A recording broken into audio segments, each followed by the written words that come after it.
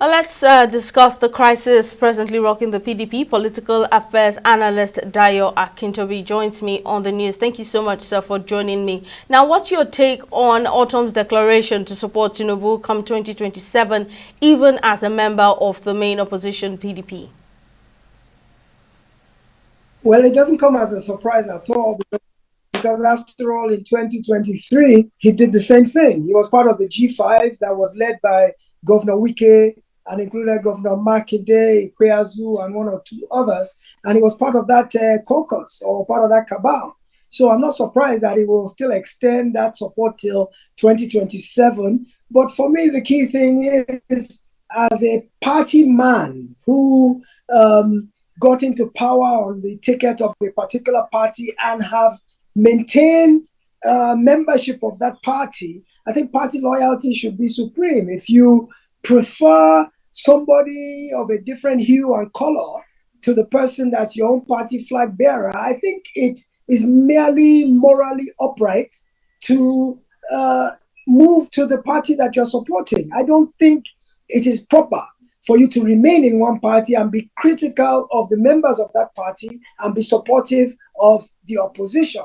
I think it's a bit hypocritical to try and talk from both sides of your mouth and serve two masters at the same time. I don't see how it can work. It worked for them in 2023. The G5 that did support Asiwaju Bola Ahmed Tinubu, the current president, those who supported his presidential bid, were able to deliver their states to him and haven't suffered any repercussions. The PDP has not expelled them or suspended them for anti-party activities. So they got away with it in 2023. Why wouldn't they try to get away with it again in 2027, especially as it seems to now be favoring them? Remember, Governor Wike, who was the arrowhead of the G5, he got rewarded for his support by getting a ministerial position.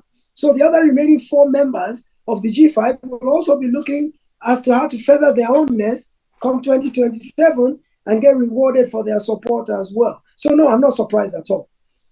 Right now, so do you have any belief that this crisis rocking the PDP presently could alter its performance again in 2027? Well, PDP failed at the polls primarily because it wasn't able to unify its various divisions and present one unified, homogeneous globe of support. It had so many factions and so many distractions. Of course, it lost Peter Obi at the presidential level. It lost Kwankwaso. It lost the G5. It presented a northern candidate, which most of Nigeria thought that after 8 years of Buhari, we should have it should rotate to the south. So the PDP's loss was self-inflicted in 2023. And the way they are going about it now, still having internal crises and divisions and polarizations and disagreements, in all likelihood, they won't present a formidable front again in 2027. I think the problem with the PDP is they have never been used to being the opposition. They don't know how to be the opposition. They don't know how to be out of power. So now that the shoe is on the other foot, they don't know how to react. They don't know how to consolidate their various factions. They are still licking their wounds from all their losses, and they've not been able to overcome that fact that they are no longer in power. So they don't know how to behave.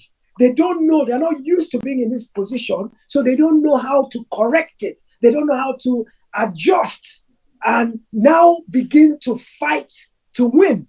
They've never had to fight to win before. They don't know how to do it. They are inexperienced at fighting to win. And the key thing in politics is numbers. But what I see with the PDP is instead of building numbers, they're factionalizing themselves into splinter groups. They can't win like that. They cannot win. Not in 2027 unless they get their act together. They can't win. All right, then, political affairs analyst Dayo Akintobi, thank you, sir, for lending your thoughts.